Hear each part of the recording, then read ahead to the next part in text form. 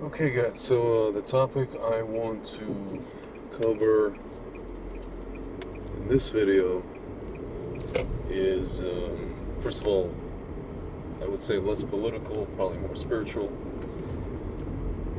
definitely personal. I was just talking to a friend of mine. He said, I feel like these videos for you two are therapeutic. I said yes. And I think definitely this topic is more therapeutic than other topics. And I want to preface by telling you guys just background, of my family, because it's relevant to what I'm going to say. My grandfather, my father's father, the one I'm named after, he was born in Berdichev, in a place called Berdichev, Ukraine. So he lost his first wife, and who was pregnant with his first kid. He lost her in, the Nazis killed her in the Shoah. She didn't go to a camp. She was just happened to be in Berdichev when the Germans came. He was at the front. He was an officer in the Soviet army. So I know that whatever happened to him in his life, he basically he was part of a generation that had to just simply grin and bear it, right? Whatever happened to them, they had to grin and bear it. They had to, move on.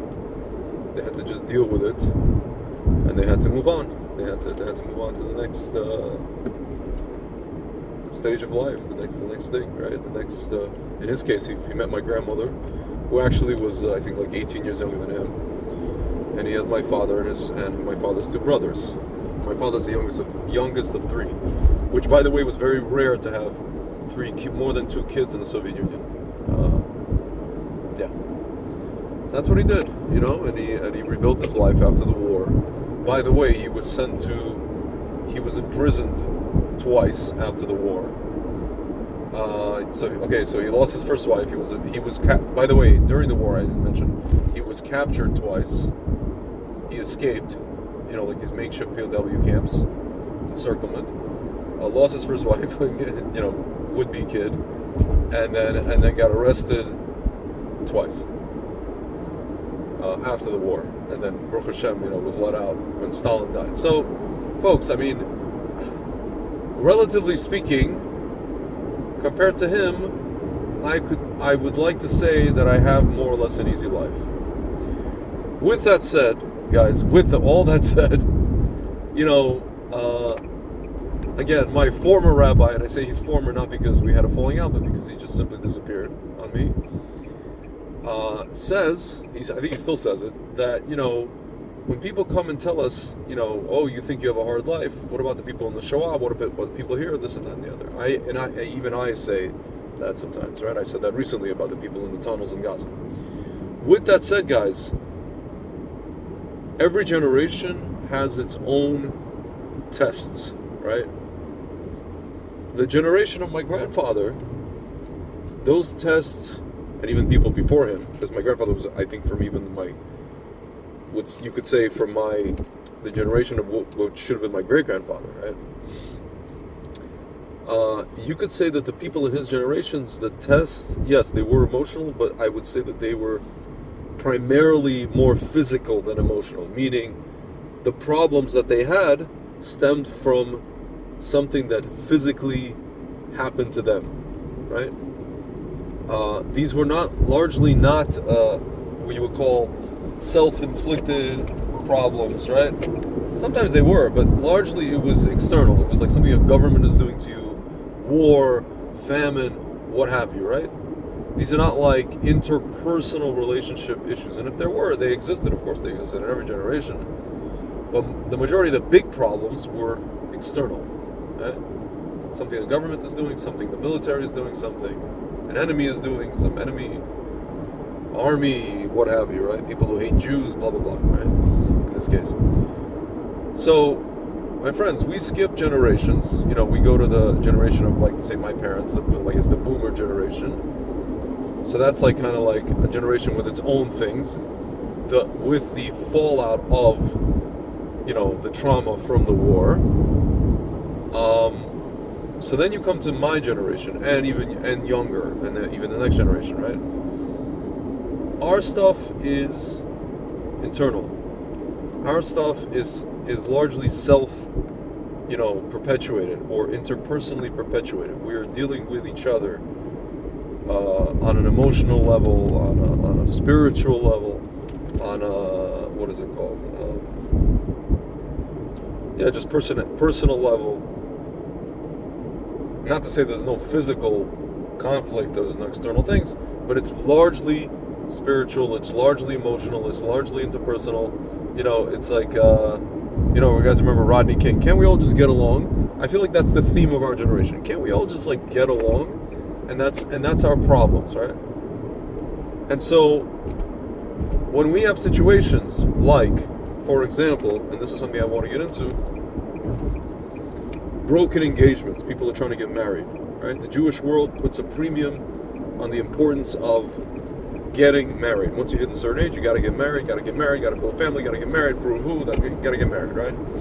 So broken engagements, broken shidduchim, just relationships, that you thought was going to be something, and divorce, right? But before I get, divorce is a whole other animal, right? Sometimes people can be divorced and, be happy to divorce because they were just like, oh my God, I can't be in this. Sometimes people can get divorced and one party wanted it and the other party didn't, and whatever it is, right? Or everything leading up to the divorce was torture, and they just deteriorated. So that's a separate discussion. But folks, I want to talk about now broken engagements and broken, broken relationships, what have you. I want to say, guys, I don't think, and listen, you could say every community doesn't do enough for people like this, but I think a community like the Jewish community, particularly the Orthodox Jewish world, traditional Jews, Orthodox Jews, that put such a premium on just the whole thing of getting married, right? Or the whole concept of shidduchim and dating, right? So one of the things, that's not a component, but it's one of the things that could happen, right? When you're dating is a broken engagement. You can get all the way. I know a guy, for example, he got all the way to the day of the wedding, and the thing was just people flew in from all over the world to come to his wedding. I know this guy personally, and then the day of the wedding, and then he took him like years and years. I don't even know if he ever recovered. I think he recovered when he just met, he met the woman who was now his wife. He finally got married, right? And it took like 10 years, right? After that moment. So my friends, in the Jewish world, we are told, when these kind of things happen, we are told, nobody asks us, are you okay? Right? Guys, in my case, again, this is it's not a victim thing. It's a thing, and I'll explain to you why I'm talking about this one. I'll explain to you why I'm bringing this up. In my case, right, I was married. My ex-wife was pregnant. We lost a child. Interesting, right? Parallel story to my grandfather. Stillbirth, 7.5 months. This happened in Israel. Then I was engaged. I got engaged when I was living in Israel. The person I was engaged to was living in America. I moved back to marry this person because I was convinced that this person is one of my zivugim. I believe that we have multiple. The entire relationship, the entire engagement, I call it death by 1,000 cuts. You might say, Tzvi, man, you're like a whatever, like you try to depress us. No, because sometimes you guys hear of stories, people are engaged, and very quickly, one of them calls it off very quickly, and it's all through like shadchans and rabbis and family members, and then very quickly, that is painful too. That is also very painful.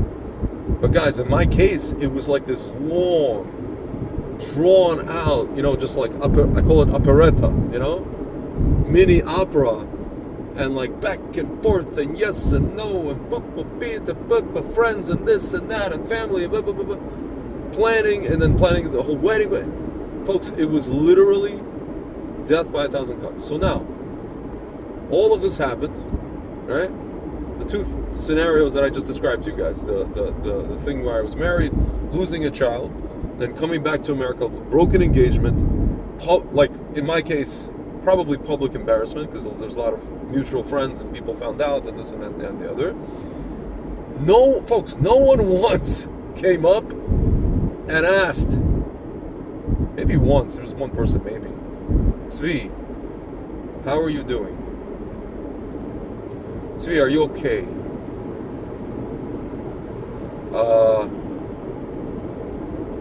Is there anything I could do? The only thing I got, folks, was, and this is something that's told to people that, go through this. Gam Zu L'Tova, you dodge the bullet. Gam Zu L'Tova, it's also for the best. You dodge the bullet. Move on to the next one. Folks, it's funny, when you think about it, when I thought about it, I realized, probably, yes, I did dodge a bullet. When I start to think about why things did go awry and all the red flags and whatever it is, probably I did, and probably it is for the best. But my friends, those words, even knowing that, those are true statements. Even knowing that truth does not make things any better. The person still has gaping wounds. I know I'm not the only one that says it, that feels it. And then we're told, okay, just get back on the horse, go to events, go to Shabbatons, go to this, go to that. Send your resume here, go on this app, go whatever, this program. Folks, that's the equivalent, doing that is the equivalent of, if you ever see a guy playing poker, doesn't have to be a guy, it could be a girl too, and the person loses a big hand, lose a lot of money in a big hand, right? What do they do next? Next, they start doing reckless, aimless, sometimes very, very stupid things because they want to make it back. They want to make back what they just lost, and they make things even worse, right?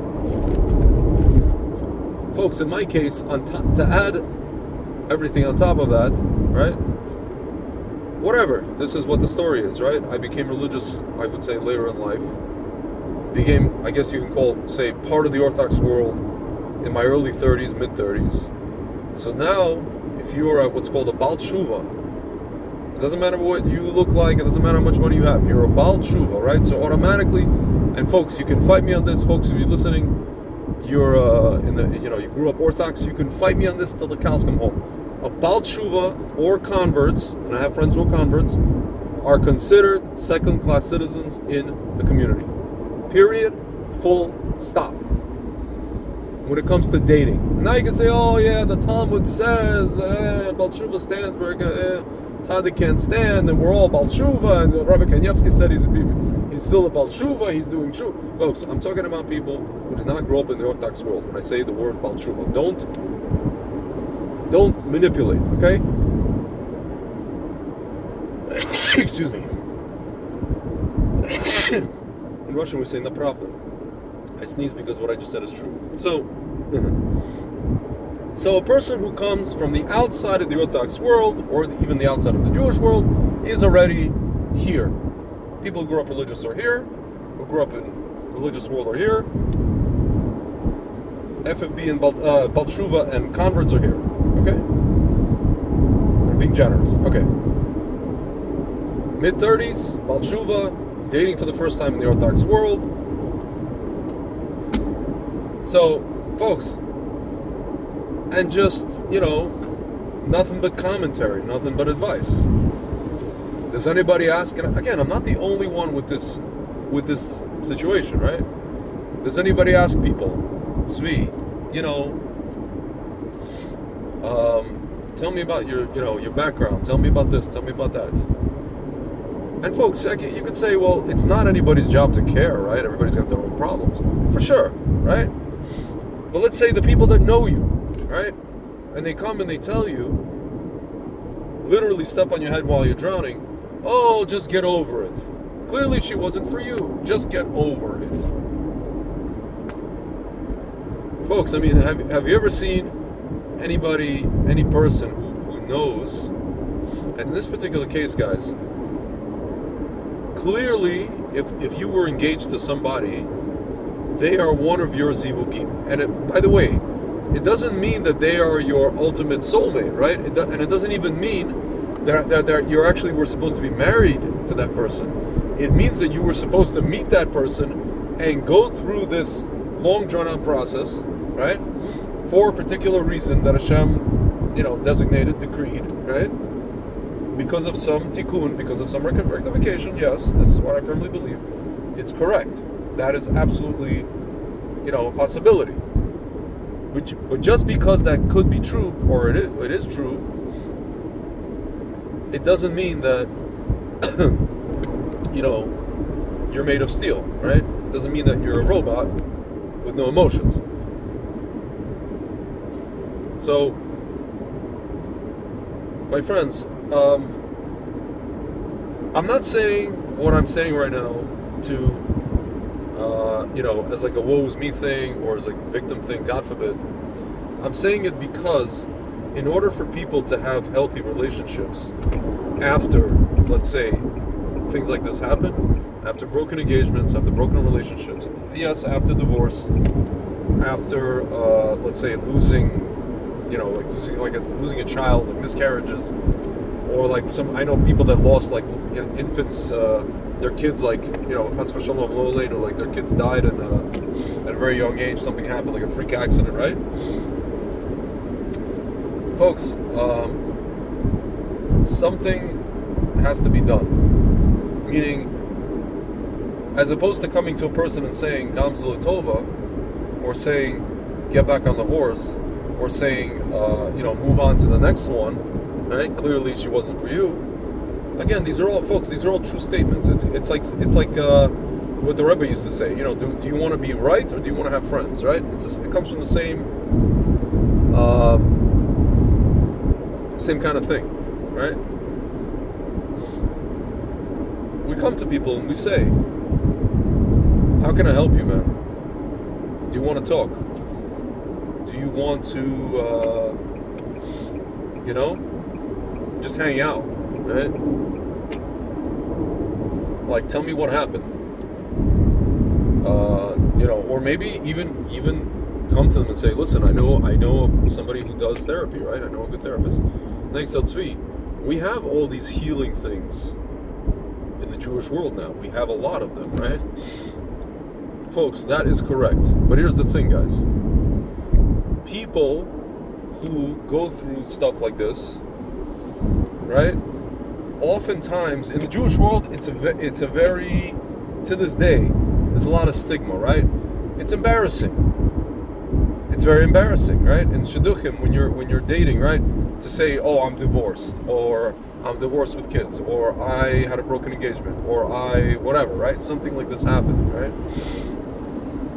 This is not things that people want to talk about, guys. Like I just saw a podcast with this it's a couple, Orthodox couple, and they were both, they both met each other after they were both divorced, like in their 30s, right? They grew up Orthodox, and the husband is sitting there and they're asking him about what's called a divorce scene.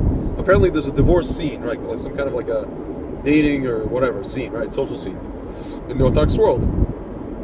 And he's sitting there, and they're kind of joking. They ask him, like, what's the divorce scene? He's just kind of like sitting there, and he's like, his eyes kind of dart back and forth, as if he's like, there's like a bit of information he knows, and he doesn't want to say. And then he blurts out, he goes, it's a very, very dark place. It's a place which you think is fun, and then when you're in it, it's like quicksand, right?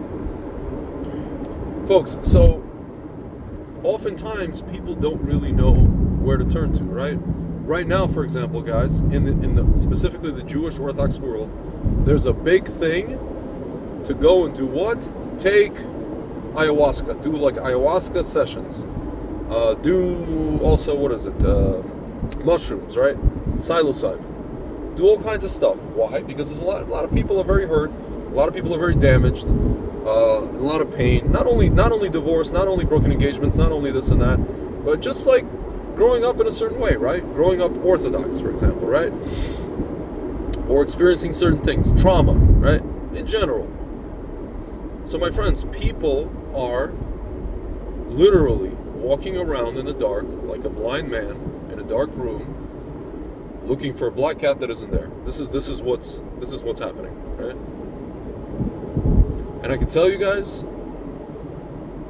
in this generation, one of the biggest, most painful things is to think that you met your zivug, that you met your soulmate, right?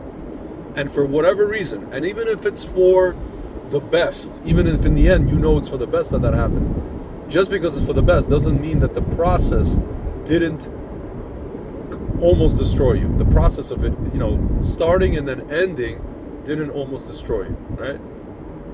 In my case, that actually happened twice. Not only with somebody I thought, was about to marry, but also somebody I, let's say, recently dated. It happened twice.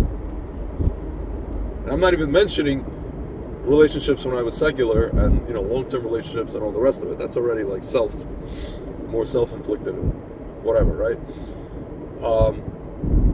Again, friends, I started out by saying that these things are largely, in this generation, are largely self-perpetuated, meaning self-perpetuated as in the generation perpetuates it on itself, right? People, especially in the Western world, there's a lot of entitlement, there's a lot of fighting about literally nonsense, right? About shtuyot, a lot of relationship problems that arise that shouldn't be. That is true. But folks, it doesn't mean that the pain is non-existent, right? It doesn't mean that people are not terribly, terribly destroyed to the point of, I was listening to a podcast by this guy, non-Jewish guy, he was talking about, how like all different ancient civilizations believed that literally you can die of a broken heart. That's what Shalom, Lo Aleinu, right? That like you have a broken heart, it's figurative, right? We call it figurative. But we always sometimes we hear about a person who had literally a heart attack, and when they say, he died of a broken heart, because he had some sort of emotional thing that happened, whether it's a broken this, or losing money, whatever, losing his house, losing his life, and the person just, God forbid, like, Lo Aleinu, right? And he said that, like, it got to a point where he couldn't function. My friends, I'll be honest with you, after this happened, this happened like 10 years ago now, 11 years ago, there was a period of time where I was just like, I don't even know what to do with myself. I don't know what to do. I don't know where to go do it. Like, where to live, where to work, where to this, where to that. Just, grasping at straws. And then you just kind of like pick pieces up of, whatever's left, right? And you kind of just figure it out, right? Again, you could say, Tzvi, well, again, like, look at the previous generations. That's why they call them the greatest generation, because they did just figure it out after all that loss. Folks, we ain't it. Okay? Every generation is different, right? Every generation has its own challenges. Yeah, we try our best. Our best. Like, I'm trying my best to emulate, for example, my grandfather, right? Because he and I, it's funny, there's a comedian named Modi, right? And he says, why don't Ashkenazi people, he's talking about Sephardim and Ashkenazi, why don't Ashkenazi people, he's like, Sephardic people try not to name their kids after like a relative who had a hard life, right? And then he goes, Ashkenazi people, I'm going to name my kid, whatever, right?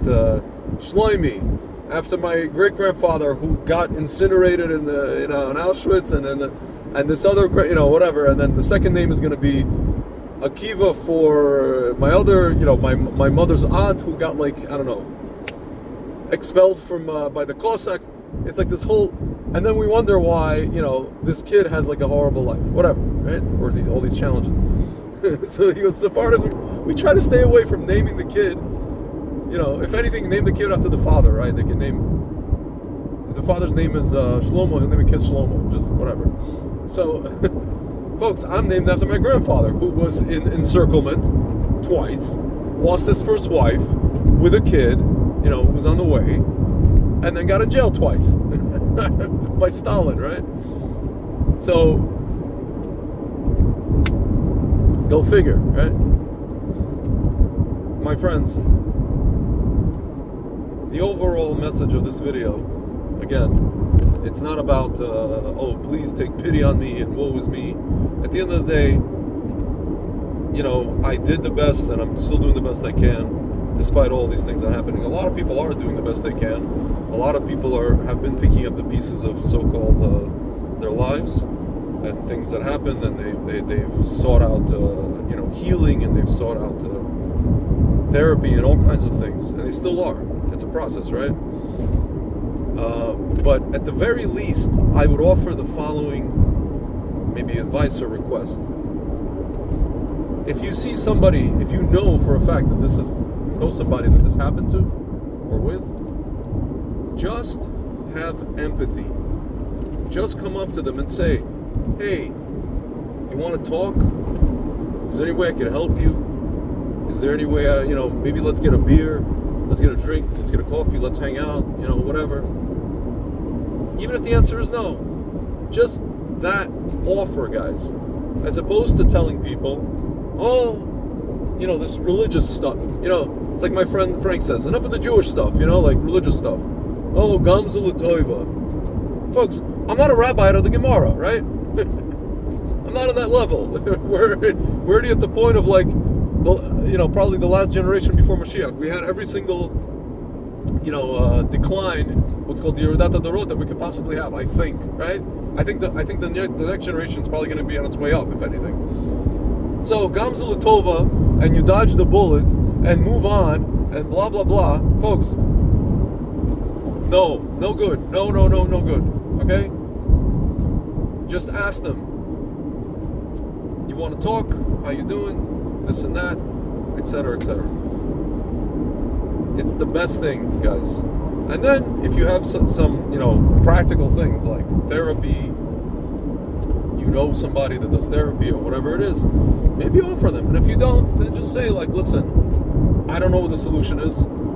Maybe dating is not good at the moment for you. Maybe getting back, so to speak, on the horse is not good for you. Maybe going to the singles event is not good for you because you need some time and blah blah blah.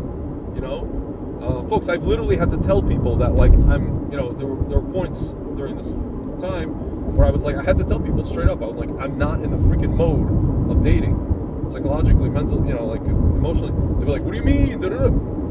I'm not in the mode. I don't want to, right? It's not happening. Right? Especially after the recent thing.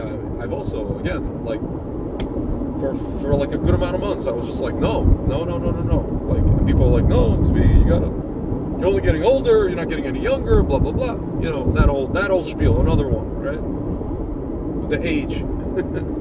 So, my friends in the Jewish world, you gotta treat people like people, right? I understand we went through the Holocaust. I understand we lost a lot of people. I understand your whole thing is to we got to make Jewish babies, and I understand we're in a war. We have to make Jewish babies. I agree. I get it. But we have to treat people like people, right?